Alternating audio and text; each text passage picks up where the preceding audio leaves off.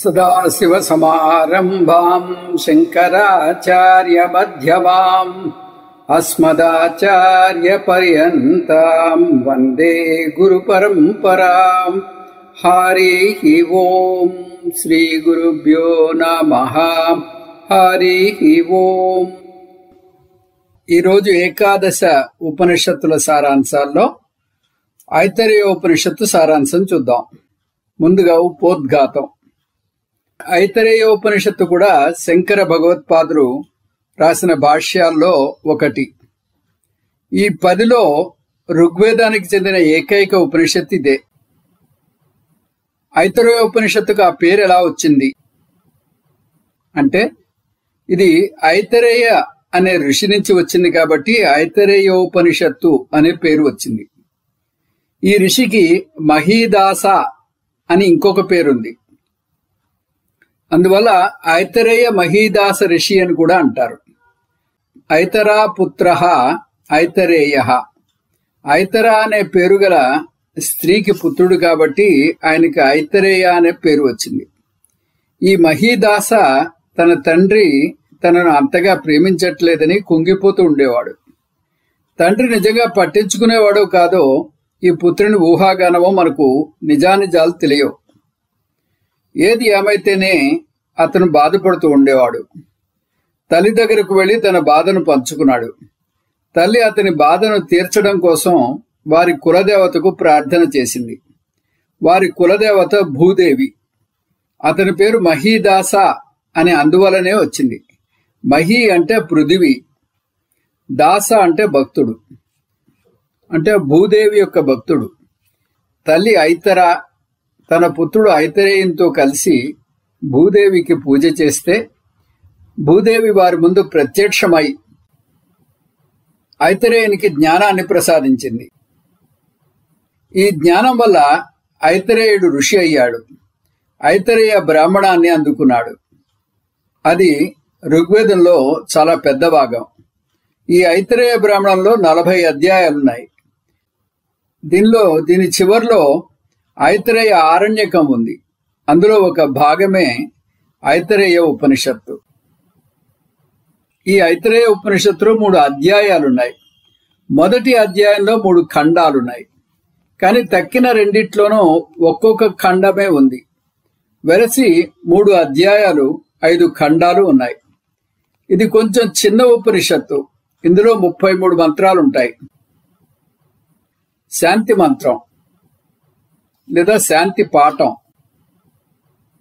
ఓం వాన్మే మనసి ప్రతిష్ఠిత మనో మే వాచి ప్రతిష్ఠితం ఆవిరావిర్మయేధి వేదస్య మాణిస్తః శ్రుతం మే మా ప్రహాసి అనేనాధీతేనాహోరాత్రాన్ సందదామి ఋతం వదిష్యామి సత్యం వదిష్యామి తన్మామవతు తద్వక్తారమవతు అవతు మాం అవతు వక్తారం.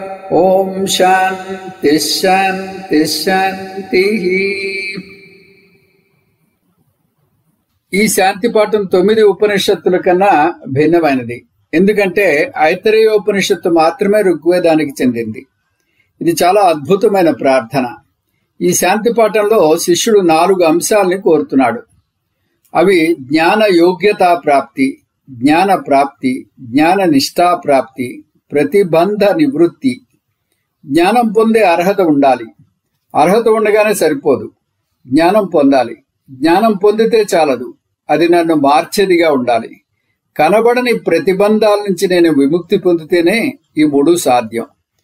కనబడే ప్రతిబంధకాలను ఎలాగో ఒకలాగా తప్పించుకోవచ్చు, కానీ అదృష్ట ప్రతిబంధాన్ని ఈశ్వర అనుగ్రహం వల్లనే తప్పించుకోగలను.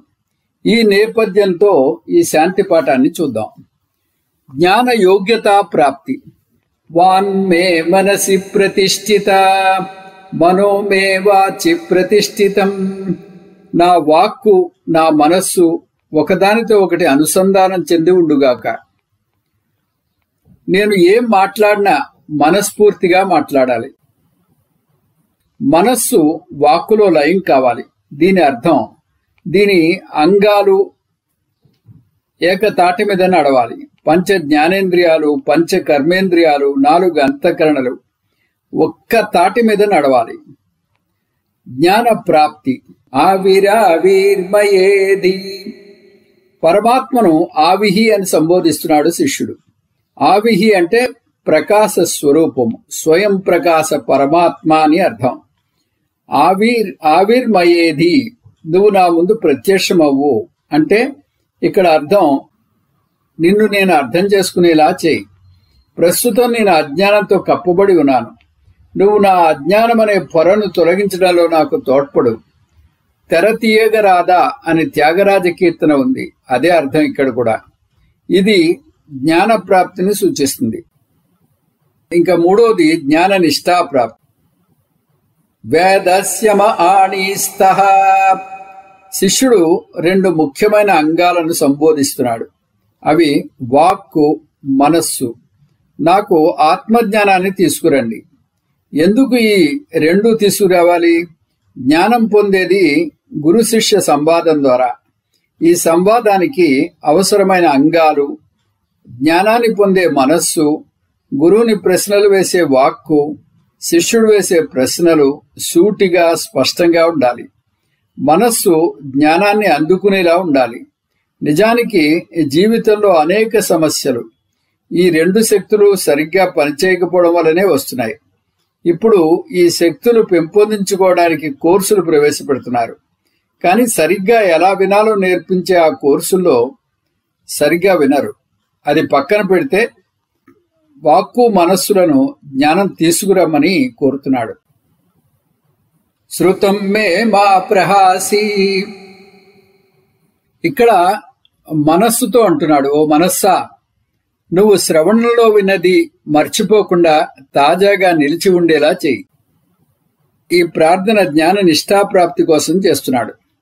ఈ జ్ఞానం క్లాసుకు మాత్రమే పరిమితం కాకుండా జీవితంలో ఎదురయ్యే ఒడిదుడుకుల్ని ఎదుర్కొనేలా చేయాలి. అనేనాధీతేనాహోరాత్రాన్ సందదామి. నా జీవితాన్ని ఒక అద్భుతమైన బోధలో రమించేలా గడపాలని ఉంది. నేను నిధిధ్యాసనం చేయగలగాలి. దానికి తోడ్పడు ఓ మనసా అంటున్నాడు. ఈ భాగం జ్ఞాన నిష్ఠాప్రాప్తిని సూచిస్తోంది. ఋతం వదిష్యామి, సత్యం వదిష్యామి. శిష్యుడు పరమాత్మను ఋతం, సత్యంగా కీర్తిస్తున్నాడు. తైత్రీయోపనిషత్తులో ఋతం అంటే శాస్త్రీయ జ్ఞానమని, సత్యం అంటే రుజువర్తనని చూశాం. ఇక్కడ ఆచార్యుడు ఇంకొక అర్థాన్ని ఇస్తున్నాడు. ఋతం అంటే పారమార్థిక సత్యమని, సత్యం అంటే వ్యావహారిక సత్యమని వివరించాడు. ఓ దేవా, నువ్వు అపరబ్రహ్మవు, పరబ్రహ్మవు కూడా అంటున్నాడు. ఇంకా ఆఖరిది ప్రతిబంధ నివృత్తి. నాకు జ్ఞానం వచ్చేదాకా నీకొక పని అప్పచెప్తున్నాను. నాకు జ్ఞానం వచ్చేదాకా నన్ను, నా గురువుని కాపాడాలి. తన్మామవతు తద్భక్తారమవతు. నన్ను కాపాడు, నా గురువుని కాపాడు. అవతు మాం అవతు వక్తారం. మళ్ళీ నన్ను, నా గురువును రక్షించమని కోరడం ద్వారా దీని ప్రాముఖ్యతని తెలియజేస్తున్నాడు. ఈ ప్రార్థన ప్రతిబంధ నివృత్తిని సూచిస్తోంది. ఓం శాంతి శాంతి శాంతి. ఆధ్యాత్మిక, ఆది భౌతిక, ఆది దైవిక ప్రతిబంధాలను తొలగించు అని కోరుతున్నాడు. అధ్యాయం 1 అధ్యారోప అపవాద ప్రకరణం. ఇందులో 23 మంత్రాలున్నాయి. ఇది 3 ఖండాలతో ఉంది.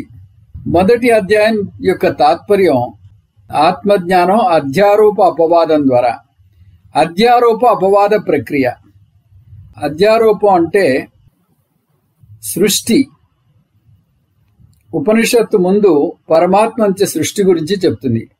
ఆత్మావా ఇదమేక ఏవాగ్ర ఆసీత్ నాణ్యత్ కించన మిషత్.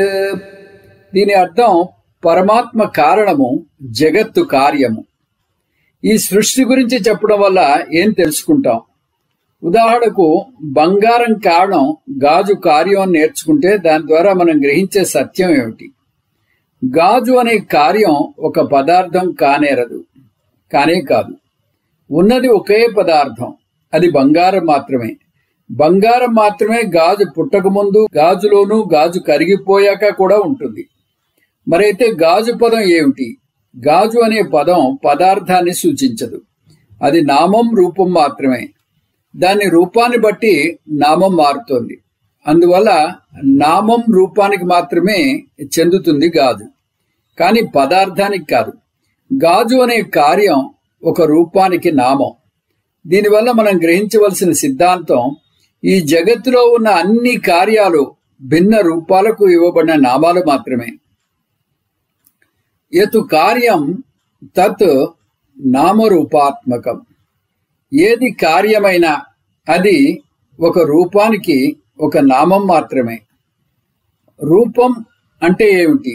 రూపం ఒక పదార్థం కాదు, అది ఒక పదార్థానికి ఒక గుణం మాత్రమే. దీన్ని ఇంకొంచెం పొడిగిస్తే ఏ కార్యమైనా ఒక రూపం మాత్రమే, ఏ రూపమైనా ఒక గుణం మాత్రమే. అందువల్ల ఏ కార్యమైనా ఒక గుణం మాత్రమే. A is equal to B, B is equal to C. అందువల్ల A is equal to C సూత్రాన్ని ఉపయోగించాలి. అందువల్ల ఎన్ని కార్యాలు ఉంటే అన్ని గుణాలు ఉన్నాయి. ఈ గుణాలు పదార్థానికి గుణాలు. ఆభరణాలన్నీ ఒకే పదార్థానికి గుణాలు. ఆ పదార్థం బంగారం, బంగారం కారణం. అందువల్ల కార్యాలన్నీ కారణం యొక్క గుణాలు మాత్రమే. కుండలన్నీ మట్టి యొక్క గుణాలు మాత్రమే. ఆభరణాలన్నీ బంగారం యొక్క గుణాలు మాత్రమే. జగత్తు కార్యం, బ్రహ్మ కారణమైనప్పుడు సూత్రం ఏమిటి? జగత్తు బ్రహ్మ యొక్క గుణాలు మాత్రమే. ఉన్నదొక్కటే పదార్థం, జగత్తు అంతా దానికి విశేషణం. దీని విశిష్టాద్వైతం అంటారు. విశిష్టాద్వైతం ముఖ్యమైన దశ, కానీ అంతిమ దశ కాదు. జగత్తు పరమాత్మ యొక్క విశేషణం అంటే సమస్య ఏర్పడుతుంది. అంతకు ముందు భగవంతుడు ఈ లోపభూయిష్టమైన జగత్తును ఎందుకు సృష్టించాడు అని అడుగుతుండేవారు. నీటి సమస్య ఉంది, దోమలు స్వైరవిహారం చేస్తాయి. కానీ ఇప్పుడు జగత్తు బ్రహ్మ యొక్క విశేషణం అంటే ప్రశ్న మారుతుంది. భగవంతుడు ఈ దోషభూయిష్టమైన గుణాలను ఎందుకు భరించాలి? అందువల్ల తర్వాత దశకు వెళ్ళాలి. అది అపవాదం. అపవాదం అంటే తోసిపుచ్చడం. నిజానికి పరమాత్మకు ఈ జగత్తు అనే విశేషణం లేదు అంటుంది. భగవంతుడు విశిష్ట కాదు, భగవంతుడు నిర్విశేష అద్వైతం. పరమాత్మకు మంచి గుణాలు లేవు, చెడు గుణాలు లేవు. భగవంతుడు ధర్మాధర్మ పుణ్య పాప విలక్షణం. ఇది నిషేధించడంలో ప్రత్యేకత ఏమిటి? ఇలా జగత్తులోని గుణాలను నిషేధించడంలోని అర్థం ఇది. జగత్తు అనుభవించడానికి అందుబాటులో ఉంది గాని జగత్తు సత్యం కాదు. కనుక అనుభవంలోకి వచ్చే ఈ జగత్తు ఉన్నా లేనట్టే. ఈ జగత్తును నిజంగా స్వీకరించిన అవసరం లేదు, అది తక్కువ స్థాయికి చెందినది. ఈ విశేషాత్మక జగత్తును నిషేధించడం ద్వారా అది మిథ్య అవుతుంది. దీనికి ఉదాహరణ స్వప్న ప్రపంచం. స్వప్నం అనుభవంలోకి వస్తుంది, కానీ ఆ అనుభవాన్ని ఇక్కడ వాడుకోలేం. మళ్ళీ అధ్యారోప అపవాదాన్ని టూకీగా చూస్తే, మొదటి దశ జగత్తు భగవానుని యొక్క గుణం, రెండో దశ జగత్తు భగవంతుని యొక్క మిథ్యాగుణం అవుతుంది. ఇప్పుడు నిర్విశేష భగవంతుడు మాత్రమే మిగులుతాడు. ఈ పద్ధతిని ఉపనిషత్తులోని మొదటి అధ్యాయంలో చూస్తాం. ఇక్కడ అధ్యారూపాన్ని చాలా వివరంగా చెప్పుకొచ్చి అపవాదాన్ని చాలా త్వరగా ముగించింది ఉపనిషత్తు. నిజానికి కూడా అంతే. దేన్నైనా కట్టాలి అంటే చాలా కష్టం, చాలా టైం పడుతుంది. పడగొట్టాలి అంటే చాలా తేలిక. మొదటి ఖండం ఈ అధ్యారూప భాగము. ఇందులో లోక సృష్టి, దేవ సృష్టి చూస్తాం. నిజానికి 14 లోకాలున్నాయి, కానీ ఈ ఉపనిషత్తు వాటిని 4 లోకాలుగా మాత్రమే విభజించింది. అంబో మరీచి మరం ఆపహ. అంబహ, మరీచి, మరం, ఆపహ, ఇవి ఈ 4 లోకాల పేర్లు. అంబః అంటే స్వర్గలోకానికి పైన ఉన్న 5 లోకాలు. మరీచి అంటే భువర్లోకం. మరం అంటే భూలోకం. ఆపహ అంటే అధోలోకం. తర్వాత సృష్టి 3 అంశాల చొప్పున జరిగింది. అవి గోళకాలు, ఇంద్రియాలు, అధిష్టాన దేవతలు. ఈ విధంగా మొదటి ఖండంలో లోకాల సృష్టి, లోక పాలకుల సృష్టి జరిగింది. ఖండం 2. ఈ ఖండంలో ఆఖరి దప్పులు ఈ లోకపాలకులకు స్థూల శరీరాల సృష్టి. లోకపాలకులు ఆవు, గుర్రం శరీరాలు వద్దని మనుష్య శరీరాన్ని ఎన్నుకున్నారు. తర్వాత పరమాత్మ వారిని శాసించిన రీతిలో శరీరాల్లోని ఆయా భాగాల్లో చేరుకున్నారు. ఉదాహరణకు అగ్నిదేవత వాక్కుతో కలిసి నోటిలో ప్రవేశించాడు. ఆ వివరాలు ఇలా ఉన్నాయి. అగ్ని వాక్కుతో కలిసి ముఖంలో ప్రవేశించింది. వాయువు ప్రాణంతో కలిసి నాసికలో ప్రవేశించింది. ఆదిత్యుడు చక్షుతో కలిసి అక్షిణిలో ప్రవేశించాడు. దిశలు శ్రోత్రంతో కలిసి చెవుల్లో ప్రవేశించాయి. ఓషధి వనస్పతులు రోమాలతో కలిసి త్వక్కులో ప్రవేశించాయి. చంద్రుడు మనస్సుతో కలిసి హృదయంలో ఉన్నాడు. మృత్యువు అపానంతో కలిసి నాభిలో ఉన్నాడు. శిస్నం రేతస్సుతో కలిసి నీరులో ఉన్నాడు. ఆకలి దప్పులను అందరి దేవతలతో కలవమన్నాడు. 3వ ఖండం అన్న సృష్టి జరిగింది.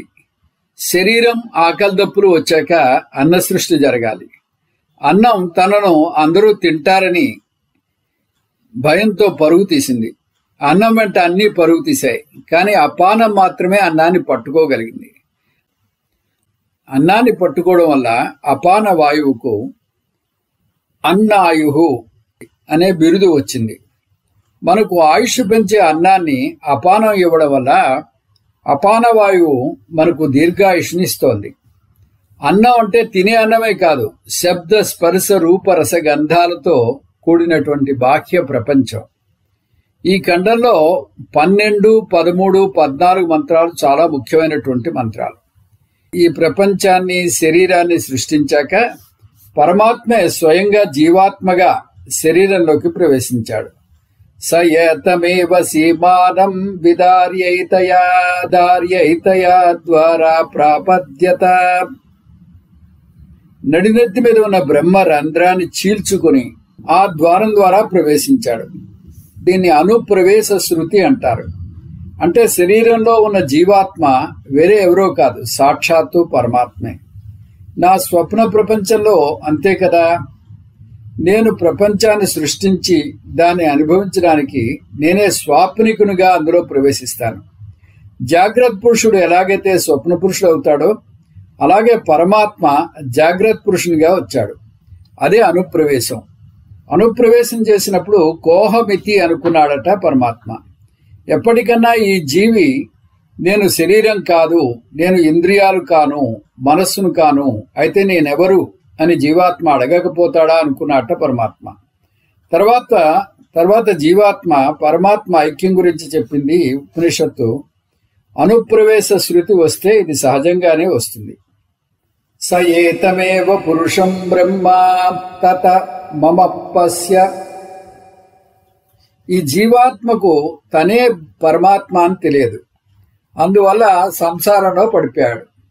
కానీ తర్వాత ఏదో పుణ్యం వల్ల ఆత్మజ్ఞానాన్ని పొందాడు.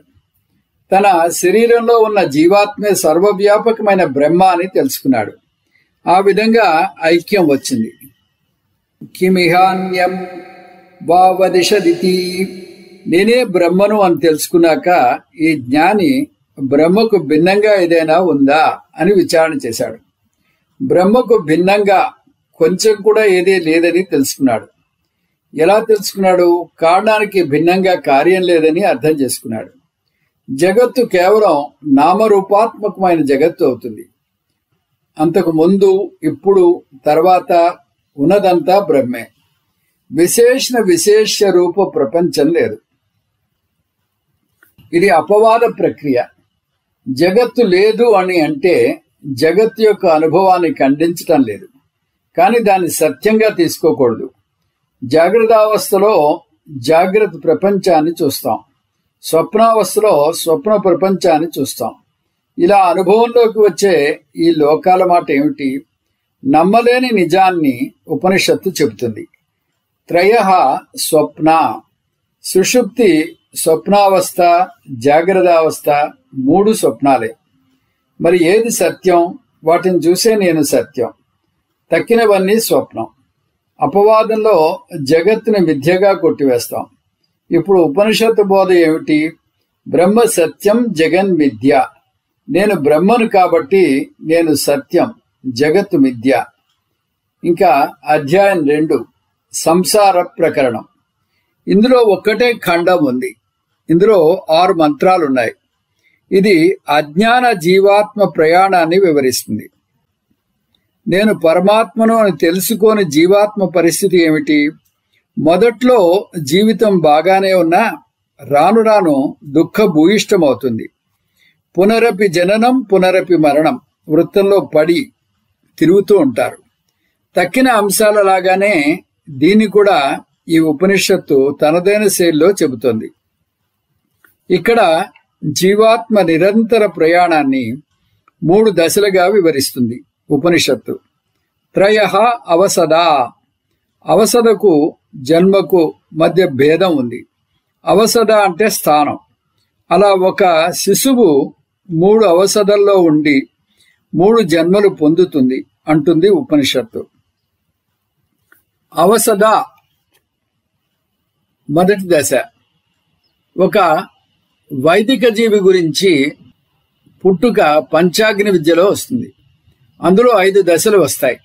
అవి స్వర్గం, మేఘం, పృథివీ, పురుషుడు, నారి.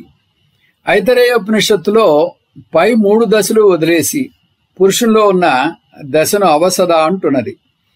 పురుష రేతస్సులో ఉన్నది జీవి. అతను తన రేతస్సును స్త్రీ యోనిలో వదులుతాడు. అది మొదటి జన్మ అవుతుంది. అంటే తండ్రి పుత్రునికి జన్మ ఇచ్చినట్టు అవుతుంది. అవసద 2వ దశ. మొదటి జన్మ 2వ అవసద అవుతుంది. అంటే స్త్రీ గర్భం అవసద 2 అవుతుంది. తల్లి శిశువుని భూమి మీదకు తీసుకొస్తుంది. అది 2వ జన్మ. ఇంకా అవసద 3వ దశ. తల్లి గర్భం నుంచి భూమి మీదకి వచ్చిన శిశువు జీవితం అవసద 3. అంటే తన శరీరంతోనే జీవిస్తుంది. ఈ శరీరం వదిలి ఇంకో శరీరంలో మళ్ళీ పునర్జన్మ ఎత్తుతాడు. అది 3వ జన్మ అవుతుంది. దాన్ని తండ్రి పరంగా చెప్తోంది ఉపనిషత్తు. దాన్ని మనం పుత్రునికి అన్వయించుకోవాలి. ఈ 3 జన్మలతో ముగింపు వస్తుందని కాదు అర్థం. జీవి పునరపి జననం పునరపి మరణం పొందుతూనే ఉంటాడు. ఉపనిషత్తు సంసార వృత్తాన్ని వర్ణించిన కారణం ఈ వృత్తం మీద వైరాగ్యం పుట్టి దీని నుంచి బయటపడేయాలనే ఉద్దేశం. వైరాగ్యం పుడితే ఈ వృత్తం నుంచి బయటపడే మార్గాన్ని వెతుక్కుంటాం. నిజంగా ఇలా వృత్తం నుంచి బయటపడగలమా అనే సందేహం వద్దు. చెప్పడానికి ఉపనిషత్తు ఒక ఋషి ఉదాహరణ ఇస్తోంది. వామదేవ ఋషి తన గర్భంలో ఉండగానే తన జ్ఞానాన్ని ప్రకటించాడు. నేను అనేక జన్మల శరీర శృంఖాలను ఛేదించుకుని బయటపడ్డానని తల్లి గర్భంలో ఉండగానే ప్రకటించాడు వామదేవుడు. ఈ అధ్యాయంలో ఒక ప్రత్యేకతను చూస్తాం. అపక్రామత గర్భిణ్యః అపక్రామంతు గర్భిణ్యః. ఈ అధ్యాయం మొదట్లో ఈ మాటలు వస్తాయి. ఇది మంత్రం కాదు. సభలో ఎవరైనా గర్భిణీ స్త్రీలు ఉంటే బయటకు వెళ్ళమని వారికి సూచన ఇచ్చింది ఉపనిషత్తు. శిశువు జన్మ గురించి మాట్లాడుతుంది కాబట్టి అలా చెప్పింది. దీన్ని బట్టి ఆత్మజ్ఞాన విచారణ స్త్రీలు కూడా చేసేవారని తెలుస్తోంది. అధ్యాయం 3 మహావాక్య ప్రకరణం. ఇందులో కూడా ఒకటే ఖండం, 4 మంత్రాలు. ఇది మొదటి అధ్యాయం యొక్క సారాంశం.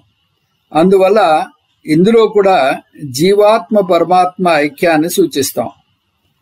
కోయమాత్మేతి కతరః కతరః స ఆత్మ నేను ఎవరు? ఈ రెండిట్లో ఏది ఆత్మ? బ్రహ్మరంధ్రం ద్వారా పరమాత్మ ప్రవేశించాడు. అరికాల నుంచి హిరణ్యగర్భ ప్రవేశించాడు. ఏది అసలు ఆత్మ? చిద్రూప పరమాత్మ, చిదారూప హిరణ్యగర్భ. కోహమితి, నేను శరీరాన్ని కాదు, నేను ఇంద్రియాలను కాను, నేను మనస్సును కాను. అవి నేను కాకపోతే నేనెవర్ని అని మనిషి ఎప్పుడో ఒకప్పుడు ప్రశ్నించుకోకపోతాడా అని పరమాత్మ అనుకుంటాడని 2వ అధ్యాయంలో చూశాం. సరిగ్గా అలాగే చర్చ జరుగుతోంది ఇక్కడ. 3వ అధ్యాయంలో సూక్ష్మ శరీరంలో ఉన్న ఏ అంగము కూడా ఆత్మ కాదు. ఎందుకు? అవి ప్రమాణాలు కాబట్టి, మార్పు చెందుతాయి కాబట్టి. శరీరం, ఇంద్రియాలు, మనస్సు ఇవేమీ నేను కాకపోతే నేను ఎవరిని? వీటిని సాక్షిగా చూస్తున్నది ఒకటి ఉంది, అదే సాక్షి చైతన్యం. ఇక్కడ ప్రజ్ఞానం అంది ఉపనిషత్తు. అంటే సాక్షి చైతన్యానికే మరొక పేరు పెట్టింది ఉపనిషత్తు, దాన్నే ప్రజ్ఞానం. ఈ చైతన్యాన్ని ఎలా తెలుసుకోవాలి? చైతన్యం ప్లస్ వృత్తి ఈజ్ ఈక్వల్ టు అనుభవం.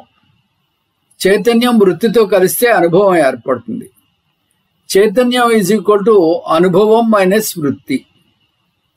అనుభవంలోంచి వృత్తిని తీసేస్తే మిగిలేది చైతన్యం మాత్రమే. మారే అనుభవాల్లోంచి మారే వృత్తులను తీసేస్తే మారని చైతన్యం మనకి వస్తుంది. ప్రజ్ఞానం బ్రహ్మ.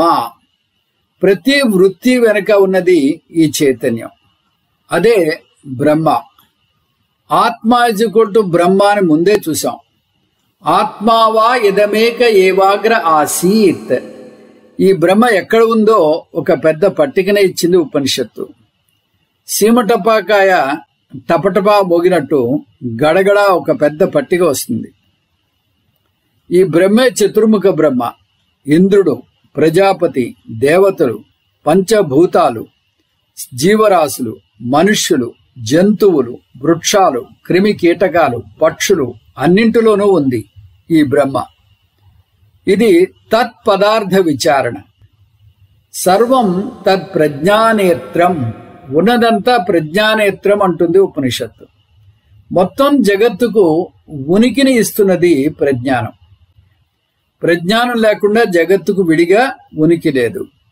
బ్రహ్మ చైతన్యం సత్యం, జగత్తు మిథ్య. ప్రజ్ఞానే ప్రతిష్ఠితం. జడమైన జగత్తుకు ప్రజ్ఞానం సత్తా ప్రదాత. కారణం, కార్యం అంతటా ఉంటుంది. ఇటువంటి ప్రజ్ఞానాలు ఎన్ని? ఒకటే. నేను ప్రజ్ఞానం, నేను చైతన్యాన్ని, నేను సజాతీయ విజాతీయ స్వగత భేదరహిత బ్రహ్మను. అహం బ్రహ్మ అస్మి. అసి పదార్థం కూడా అర్థం వచ్చింది. ఇంకా ఫలశ్రుతి. నేను ప్రజ్ఞానం బ్రహ్మను అనే జ్ఞానం పొందితే రాగద్వేషాలు, భయం, దుఃఖం ఉండే అవకాశమే లేదు. అటువంటి జ్ఞాని జీవించి ఉండగా జీవన్ముక్తిని పొందుతాడు, మరణించాక విదేహముక్తిని పొందుతాడు. ఇందులో ముఖ్యమైనటువంటి మంత్రాలు 1.1.1 ఇది అధ్యారూపాన్ని సూచిస్తోంది. 1.3.12 1.3.13 అనుప్రవేశం, ఐక్యం, అపవాదం. 2.5 వామదేవ ఋషి. 3.3 మహావాక్యం. ఓం వాన్మే మనసి ప్రతిష్ఠిత మనో మే వాచి ప్రతిష్ఠితం ఆవిరావిర్మయేధి వేదస్య మాణిస్తః శ్రుతం మే మా ప్రహాసి అనేనాధీతేనాహోరాత్రాన్ సందదామి ఋతుం వదిష్యామి సత్యం వదిష్యామి తన్మామవతు తద్వక్తారమవతు అవతు మాం అవతు వక్తారం. ఓం శాంతి శాంతి శాంతి. ఆఖరుగా మనం ఈ ఉపనిషత్తు ఏ వేదానికి చెందింది 8 అంశాలు చూస్తున్నాం మనం. అందులో మొదటి అంశం వేదం. ఇది ఏ వేదానికి చెందినది? ఈ ఐతరేయ ఉపనిషత్తు ఋగ్వేదానికి చెందినటువంటి ఉపనిషత్తు. ఇది 10 ఉపనిషత్తులో ఋగ్వేదానికి చెందిన ఉపనిషత్తు ఒకటే ఉంది, అది కూడా ఈ ఐతరేయ ఉపనిషత్తు. ఇంకా శాంతి పాఠం. ఈ శాంతి పాఠం ఆవిరావిర్మయేది అని వచ్చింది. ఇందులో 4 కీలకమైనటువంటి అంశాలని మనం చెప్పుకున్నాం. అవి ఈ శాంతి పాఠం చెప్పేటటువంటి 4 కీలకమైనటువంటి అంశాలు: జ్ఞాన యోగ్యతా ప్రాప్తి, జ్ఞాన ప్రాప్తి, జ్ఞాన నిష్ఠా ప్రాప్తి, ప్రతిబంధ నివృత్తి. ఈ 4 కీలకమైనటువంటి అంశాలను ప్రశ్నిస్తూ ఈ శాంతి పాఠం వస్తుంది. ఇంకా ఈ పేరు వెనుక ఉన్నటువంటి కారణం, ఈ పేరు వెనుక ఉన్నటువంటి కారణం, ఇది ఐతరేయ ఋషి అనేటటువంటి ఋషి రచించాడు కాబట్టి దీన్ని ఐతరేయోపనిషత్తు అంటారు. ఈ ఐతరేయోపనిషత్తు మహీదాస ఐతరేయ అనేటటువంటి ఋషి నుంచి వచ్చింది కాబట్టి దీనికి ఐతరేయోపనిషత్తు అని వచ్చింది. ఈ మహీదాస అనేటటువంటి ఋషి కొంచెం తక్కువ జాతికి చెందినటువంటి ఋషి అని కొన్ని ఉదంతాలు చెప్తూ ఉంటాయి. అంటే ఈ ఋషి పరంపరకి జాతి వర్ణం అనేది ముఖ్యమైనది కాదు, గుణవర్ణం అనేదే ముఖ్యము అని ఇక్కడ మనకి తేటతెల్లమవుతోంది. తర్వాత ఈ ఋషి రచించినటువంటి, ఈ ఋషి అందుకున్నటువంటి ఐతరేయ బ్రాహ్మణము ఋగ్వేదంలో చాలా పెద్ద బ్రాహ్మణం, 40 అధ్యాయాలతో చాలా విస్తరించి ఉంటుంది. ఇంకా ఉపనిషత్తు యొక్క వివరాలు.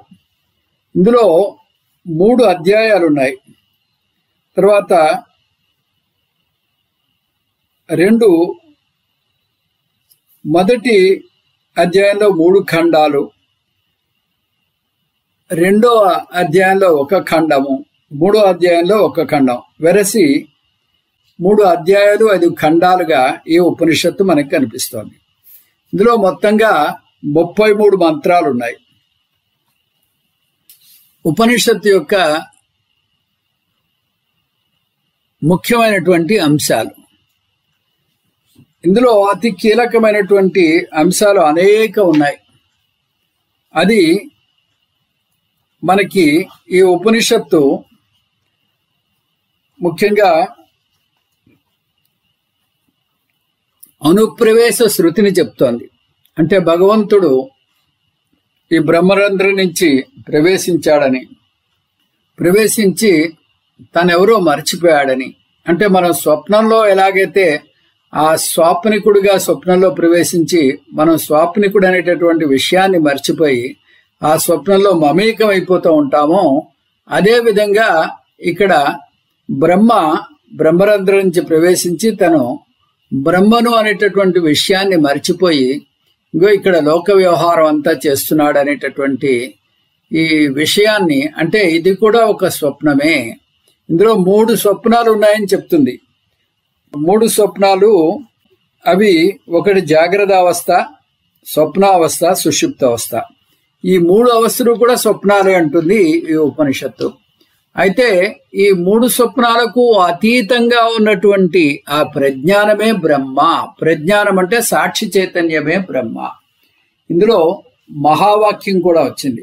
మనకి 4 ముఖ్యమైనటువంటి మహావాక్యాల్లో ప్రజ్ఞానం బ్రహ్మ అనేది ఒక మహావాక్యం. ఈ ప్రజ్ఞానమే బ్రహ్మ అనేటటువంటి మహావాక్యం ఇందులోనే మనకి కనిపిస్తుంది. ఇంకా తర్వాత ఈ వామదేవ ఋషి ఈ గర్భంలో ఉండగానే తను జ్ఞానాన్ని అందుకున్నాడని, ఈ విషయం వల్ల అతడు జీవన్ముక్తి, విదేహముక్తి పొందగలిగాడని మనకి తెలుస్తుంది. అంటే జ్ఞానం మనకి ఆ యోగ భ్రష్టుడికి మళ్ళీ ఆ జన్మ ఎత్తగానే ఎక్కడ అయితే ఆ యోగాన్ని ఆపాడో అక్కడి నుంచి మళ్ళీ మొదలు పెట్టుకుంటాడు అన్నట్టుగా మనకి ఏదో కొంచెం ప్రారంధవశాత్తు అతను ఆ వామదేవ ఋషి మళ్ళీ జన్మ తీసుకోవాల్సి వచ్చింది. కానీ తల్లి గర్భంలో ఉండగానే ఆ తల్లి గర్భంలోనే తన యొక్క ప్రారంధం పూర్తయింది. అతడు జన్మల నుంచి చేసుకున్నటువంటి ఆ పాప పుణ్యక్షయాన్ని పూర్తిగా పోగొట్టుకుని అతను విదేహముక్తుడయ్యాడు, జీవన్ముక్తుడయ్యాడు, విదేహముక్తుడయ్యాడు అన్నట్టుగా ఈ ఉపనిషత్తు చెప్తుంది. ఇంకా ఇందులో ఈ ఉపనిషత్తు సృష్టి ప్రకరణాన్ని చాలా విచిత్రంగా చెప్తుంది. ఇక్కడ ఆ 14 లోకాల సృష్టి ఒక 4 లోకాల సృష్టిగా మనకి చెప్తుంది. ఆ 4 లోకాల సృష్టి అంబ, మరీచి, మరం, ఆపహ. అంబ అంటే స్వర్గలోకానికి పైన ఉన్నటువంటి 5 లోకాలు, మరీచి అంటే భువర్లోకం, మరం అంటే భూలోకం, ఆపహ అంటే కింద ఉన్నటువంటి 7 లోకాలు. ఈ విధంగా 14 లోకాల సృష్టి చెప్పింది. ఇంకా ఇందులో లోక సృష్టి, లోక పాలకుల సృష్టి, తర్వాత ఆవు, గుర్రం శరీరాలు, మనుష్య శరీరం, ఈ విధంగా అనేక రకాలైనటువంటి సృష్టి చెప్తూ ఈ లోకపాలకులు ఈ మనుష్య శరీరంలో ప్రవేశించి వాటి స్థానాల్ని అవి పొందాయని, భగవత్ సంకల్పంతో, భగవంతుడి ఆజ్ఞతో ఆయా స్థానాల్లో అవి అధిష్టాన దేవతలుగా ఉన్నాయని, ఆ తర్వాత ఆకలి దప్పుని అపానం పట్టుకుందని, ఈ విధంగా మనకి సృష్టి ప్రకరణం చాలా విచిత్రంగా వస్తుంది. ఈ సృష్టి ప్రకరణం గురించి మనం చూసినట్టయితే ఈ ఉపనిషత్తులు అన్నిట్లోనూ ఒకే మాదిరిగా ఉండదు. సృష్టి ప్రకరణంలో వైవిధ్యం ఉంటుంది, ఒక నిబద్ధత ఉండదు. అందుకని దీన్ని విగానము అంటారు. విగానము అంటే ఇందులో ఒక క్రమ పద్ధతి లేదు. ఎందుకు క్రమ పద్ధతి లేదు అంటే ఈ సృష్టి అనేది మిథ్య, అది అసలైనటువంటి సత్యము కాదు. అబద్ధం చెప్పేటప్పుడు ఏ విధంగా చెప్తే ఏమిటి అన్నట్టుగా ఉంటుంది ఉపనిషత్తుల యొక్క ధోరణి. మనం తైత్రీయ ఉపనిషత్తులో చూసాం, ఏతస్మాత్ ఆత్మనః ఆకాశ సంభూత, ఆకాశాద్ వాయు, వాయోరగ్ని, అగ్నేరాపః, అభ్య పృథివీ, ఈ విధంగా వస్తుంది. ఇక్కడ సృష్టి మనకి మరొక విధంగా వచ్చింది. అలాగే ప్రశ్నోపనిషత్తు ఇంకా చెప్పుకోలేదు. ఆ ప్రశ్నోపనిషత్తులో మిథున సృష్టి వస్తుంది, అన్ని జంటలుగా వచ్చాయి అన్నట్టుగా వస్తుంది. ఇంకా బృహదారణ్యోపనిషత్తులోకి వెళ్తే మనం అందులో మను శతరూపాన జంట నుంచి ఈ మనుష్య సృష్టి, పశు సృష్టి, తర్వాత పక్షులు, జంతువులు, తర్వాత ఈ చెట్లు, చేమలు, ఇవన్నీ వచ్చాయన్నట్టుగా వస్తుంది. మనకు చిన్న కథ కూడా వస్తుంది అక్కడ. అందులో మొత్తానికి సృష్టి ప్రకరణంలో మనకి ఒక నిబద్ధత కనిపించదు, నిబద్ధత కనిపించట్లేదు. కాబట్టి ఇందులో ఏమాత్రం నిజం లేదు. ఈ సృష్టి ప్రకరణం అంతా కూడా మిథ్యాభూతము. అది కూడా అధ్యారోప అపవాదాన్ని మనకి ప్రవేశపెడుతూ ఈ సృష్టి ప్రకరణం జరుగుతుంది. ముందు ఇదంతా ఉంది అంటూ ఉపనిషత్తు చెప్తుంది. అంటే అది ఎలా అంటే కుండ ఉంది అని చెప్తుంది. ఈ కుండ ఉంది అని చెప్పినప్పుడు కుండ మనకు కనిపిస్తోంది, అక్కడ ఆకారం కనిపిస్తోంది, దాని ప్రయోజనం తెలుస్తోంది, కుండ ఉంది. ఆ కుండ ఉన్న తర్వాత ఈ కుండ మట్టిలోంచి వచ్చింది, మట్టి కారణము, కుండ కార్యము. అయితే ఈ కుండ పదార్థంగా మీరు చూసినట్టయితే, యథార్థంగా మీరు చూసినట్టయితే కుండ అనే పదార్థం లేదు. మీరు చూసేది మట్టే, మీరు ఆ ఆకారాన్ని ఇచ్చింది కూడా మట్టే. ఇంకా కుండలో ఏ భాగం చూసినా కూడా, పైన చూసినా, లోపల చూసినా, అడుగును చూసినా, ఎక్కడ చూసినా కూడా మట్టి మాత్రమే ఉంది. కుండ రంగు కూడా మట్టిదే. ఈ విధంగా పదార్థంగా, యథార్థంగా కుండ అనేది లేదు. కుండ అనేది మట్టికి ఇచ్చినటువంటి నామం మాత్రమే. అంటే మట్టికి ఒక రూపాన్ని కల్పించి ఆ రూపానికి ఇచ్చినటువంటి నామమే కుండ. ఇప్పుడు కుండ అనేది నిజంగా లేనప్పుడు ఇది అపవాదం జరిగింది. కుండ ఉంది, కుండ సృష్టించబడింది మట్టి నుంచి అన్నప్పుడు అది అధ్యారూపము. కుండ కేవలం మిథ్య, మట్టి లేకుండా కుండ లేదు, కుండ స్వతంత్రమైన ఉనికి కలిగి లేదు అని ఎప్పుడైతే మనం దాన్ని దర్శించామో అది అపవాదం అవుతుంది. ఈ అధ్యారూప అపవాదం ఇందులో చాలా చక్కగా వస్తుంది. ఈ ఉపనిషత్తులో మనకి చాలా ప్రగాఢంగా చెప్పబడుతుంది. ఇది దీంట్లో ఉండేటటువంటి ప్రత్యేకత. ఇందులో మనకి అనుప్రవేశ శృతి వచ్చింది, అధ్యారూప అపవాదం వచ్చింది, వామదేవుడి యొక్క ఉదంతం వచ్చింది, తర్వాత సృష్టి ప్రకరణలో ఆకలి దప్పులు గురించి వచ్చి ఆకలి దప్పుల్ని అపానం పట్టుకోవడం, ఇదంతా ఒక నాటకీయంగా మనకి ఇందులో వస్తుంది. అంటే విగానం మనకి సుస్పష్టంగా కనిపిస్తూ ఉంటుంది. ఇది ఈ ఉపనిషత్తు యొక్క ప్రత్యేకత. ఇంకా మహావాక్యాలు వచ్చేసి సాక్షాత్తుగా ఈ ప్రజ్ఞానం బ్రహ్మ అనేటటువంటి మహావాక్యమే ఇందులో ఉంది. మనకి ఈ మహావాక్యాలు ఎన్నున్నాయంటే ఇన్ని అని మనం ఒక నెంబర్ చెప్పలేం. అడుగడుగునా మనకి మహావాక్యాలు తారసిల్లుతూనే ఉంటాయి. ఆ చూడగలిగేటటువంటి దేశాలకి ప్రతి వాక్యంలోనూ మనకి ఆ మహావాక్యం దర్శనం ఇస్తూనే ఉంటుంది. అయితే శాస్త్రం 4 ఉదాహరణలుగా మనకి చెప్పింది. ఆ 4 ఉదాహరణలు తత్వమసి, అహం బ్రహ్మాస్మి, అయమాత్మ బ్రహ్మ, ప్రజ్ఞానం బ్రహ్మ. ఈ 4 మహావాక్యాలు 4 వేదాల నుంచి ఎంచుకోబడ్డాయి. ఇవి కేవలం శాంపుల్ మహావాక్యాలు మాత్రమే. నిజానికి మహావాక్యాలు అనేకం ఉన్నాయి. అటువంటి శాంపుల్ మహావాక్యాల్లో ఒక ముఖ్యమైనటువంటి మహావాక్యం ప్రజ్ఞానం బ్రహ్మ అనేటటువంటి మహావాక్యం ఇదిగో ఈ ఉపనిషత్తులో మనకి తారసిల్లుతోంది. ప్రజ్ఞానం బ్రహ్మ అంటే, ప్రజ్ఞానం అంటే ఇదిగో ఆ సాక్షి చైతన్యం, అదే బ్రహ్మ అని చెప్పడం అన్నమాట. ఇంకా ఈ మహావాక్యాలు అయిన తర్వాత ముఖ్యమైనటువంటి మంత్రాలు ఇందులో మనకి మొత్తం 3 అధ్యాయాలు ఉన్నాయి. 3 అధ్యాయాల్లో ముఖ్యమైనటువంటి మంత్రాలు ఇవి. 1.1.1 అంటే మొదటి అధ్యాయంలో మొదటి ఖండంలో మొదటి మంత్రం ఇది అధ్యారూపాన్ని మనకి ప్రవేశపెడుతోంది. ఇంకా మొదటి అధ్యాయంలో 3వ ఖండంలో 12వ మంత్రం 13వ మంత్రం, ఈ 2 మంత్రాలు అనుప్రవేశము, తర్వాత జీవ ఈశ్వర ఐక్యము, అపవాదం, ఈ 3 అంశాలని మనకి తెలియజేస్తున్నాయి. ఇంకా 2వ అధ్యాయానికి వెళ్ళినట్టయితే 5వ మంత్రం వామదేవ ఋషి. ఈ వామదేవ ఋషి గర్భంలోనే ఉండగానే తను జ్ఞానాన్ని ఎలాగా మళ్ళీ అందుకుంటాడో, అంటే ఆ ప్రారబ్ధ క్షయం అవడంతో అతనికి ఆ జ్ఞాన బలం వల్ల అక్కడ మోక్షాన్ని పొందగలుగుతాడు అని అర్థం వస్తుంది.